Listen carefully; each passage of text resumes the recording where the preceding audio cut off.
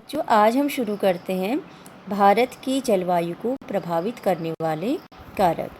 भारत की जलवायु को प्रभावित करने वाले मुख्य कारक हैं अक्षांश, ऊंचाई तथा वायुदाब एवं पवन।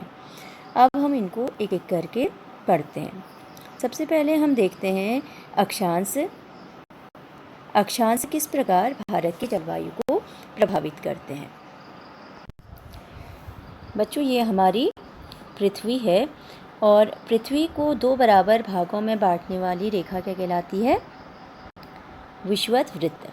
ठीक है, ये उत्तरी गोलार्ध और ये दक्षिणी गोलार्ध। ठीक है, पृथ्वी को दो बराबर भागों में बांटने वाली रेखा क्या कहलाती है? विषुवत वृत्त, या हम इसे कहते हैं 0 डिग्री अक्षांश। इसके अलावा मुख्य अक्षांश रेखाएं हैं कर्क वृत्त जो 23.5 डिग्री उत्तर में स्थित है, मकर वृत्त जो 23.5 डिग्री दक्षिण में स्थित है, आर्कटिक वृत्त तथा अंटार्कटिक वृत्त। तो बच्चों, हमें पता है कि जो सूर्य की सीधी किरणें हैं वो विषुवत वृत्त में पड़ती हैं और इसके आसपास का क्षेत्र जो कहलाता है वो कहलाता है उष्णकटिबंधीय क्षेत्र। क्यों? क्योंकि यहाँ पर बहुत ज़्यादा गर्मी होती है। ठीक है, और इसके बाद जो है कर्क वृत्त से लेकर के आर्कटिक वृत्त तक का क्षेत्र हमारा कहलाता है उपोष्ण कटिबंधीय क्षेत्र। ठीक इस प्रकार दक्षिणी गोलार्ध में भी, और यहाँ आर्कटिक वृत्त से उत्तरी ध्रुव तक हमारा कहलाता है शीत कटिबंधीय क्षेत्र, और ऐसे ही इधर दक्षिणी वृत्त में भी। तो बच्चों, हमें पता है कि जो कर्क वृत्त है ये भारत के मध्य से होकर के गुजरती है। ठीक है, कच्छ के रण से लेकर के इधर मिजोरम तक। ठीक है, कर्क वृत्त भारत के मध्य से होकर के गुजरती है। तो देश का जो लगभग आधा भाग है वो आता है कर्क वृत्त के दक्षिण में स्थित है जो कि उष्णकटिबंधीय क्षेत्र है, और देश का आधा भाग कहाँ आता है? कर्क वृत्त के उत्तर में स्थित है जो कि उपोष्णकटिबंधीय क्षेत्र है। इसलिए बच्चों, हम देख सकते हैं कि भारत में जो है उष्णकटिबंधीय जलवायु एवं उपोष्णकटिबंधीय जलवायु दोनों की विशेषताएं उपस्थित हैं। इसके बाद अगला हम देखते हैं ऊंचाई। बच्चों, भारत के उत्तर में जो है हिमालय पर्वत स्थित है और हिमालय की औसत ऊंचाई लगभग जो है 6000 मीटर है। तो जो बच्चों मध्य एशिया से जो आने वाली ठंडी हवाएं हैं उसको जो है ये हिमालय भारतीय उपमहाद्वीप में आने से रोकता है, और इन्हीं पर्वतों के कारण जो है हमारी जो भारत है, भारत के क्षेत्र में मध्य एशिया की तुलना में बहुत कम ठंड पड़ती है। ठीक है, इस प्रकार हम देखते हैं कि ऊंचाई भी जो है भारत की जलवायु को प्रभावित करती है। अब हम अगला शुरू करते हैं वायुदाब एवं पवन। वायुदाब एवं पवन भारत की जलवायु को किस प्रकार प्रभावित करती हैं। बच्चों, भारत में जलवायु तथा संबंधित मौसमी अवस्थाएं मुख्यतः 3 चीज़ों से संचालित होती हैं। वो है वायुदाब एवं धरातली पवन, ऊपरी वायु परिसंचरण और पश्चिमी चक्रवाती विक्षोभ एवं उष्णकटिबंधीय चक्रवात। बच्चों, भारत जो है उत्तर पूर्वी व्यापारिक पवनों वाले क्षेत्र में स्थित है। ठीक है, भारत की स्थिति कहाँ पर है? भारत की स्थिति है हमारी यहाँ पर।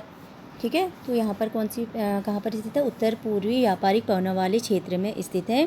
और जो उत्तर पूर्वी व्यापारिक पवन है ये उत्पन्न कहाँ से होती हैं? ये उत्पन्न होती हैं उत्तरी गोलार्ध के उपोष्ण कटिबंधीय उच्च दाब क्षेत्र से। ठीक है, इस क्षेत्र से उपोष्ण कटिबंधीय उच्च दाब क्षेत्र से उत्पन्न होती हैं और कहाँ को बहती हैं? दक्षिण दिशा को बहती हैं। ठीक है, इस प्रकार से बहती हैं। ठीक है, लेकिन कोरियोलिस बल के कारण ये यहाँ पर आकर के अपने दाहिनी ओर विक्षेपित हो जाती हैं। ठीक है, इस तरह दक्षिण को आती हैं और ऐसे फिर दाहिनी ओर कोरियोलिस बल के कारण दाहिनी ओर विक्षेपित होकर जो है विषुवतीय निम्न दाब वाले क्षेत्रों की ओर बढ़ती है। ठीक है, ये विषुवतीय निम्न दाब का क्षेत्र है, इधर की ओर बढ़ती हैं। अब जो कोरियोलिस बल है, कोरियोलिस बल क्या है? बच्चों, आप जानते हैं कि जो पृथ्वी जो है सूर्य के चारों ओर चक्कर लगाती है। इसके अलावा पृथ्वी जो है अपने अक्ष पर भी घूमती है, जिसे हम क्या कहते हैं, जिसे हम कहते हैं घूर्णन। तो जो पृथ्वी का घूर्णन है उसके कारण एक बल उत्पन्न होता है जिसे हम कहते हैं आभासी बल कहते हैं, और इसी आभासी बल को कोरियोलिस बल कहते हैं। इस बल के कारण क्या होता है, जो उत्तरी गोलार्ध है, उत्तरी गोलार्ध में पवनें अपनी दाहिनी ओर, ठीक है, उत्तरी गोलार्ध में पवनें अपनी दाहिनी ओर तथा दक्षिणी गोलार्ध में पवनें अपने बाईं ओर विक्षेपित हो जाती हैं, और इसे जो है फेरल का नियम भी कहा जाता है। क्योंकि ये पवनें जो है स्थलीय भाग से उत्पन्न होती हैं, ठीक है, स्थलीय भाग से उत्पन्न होती हैं, इसलिए इन पवनों में जो है नमी की मात्रा बहुत कम होती है, इसलिए इन पवनों के द्वारा जो है वर्षा नहीं होती है। अब इस प्रकार तो भारत को जो है एक शुष्क क्षेत्र होना चाहिए, ठीक है, क्योंकि वर्षा नहीं होती है, लेकिन ऐसा तो नहीं है, ठीक है, भारत में वर्षा भी होती है।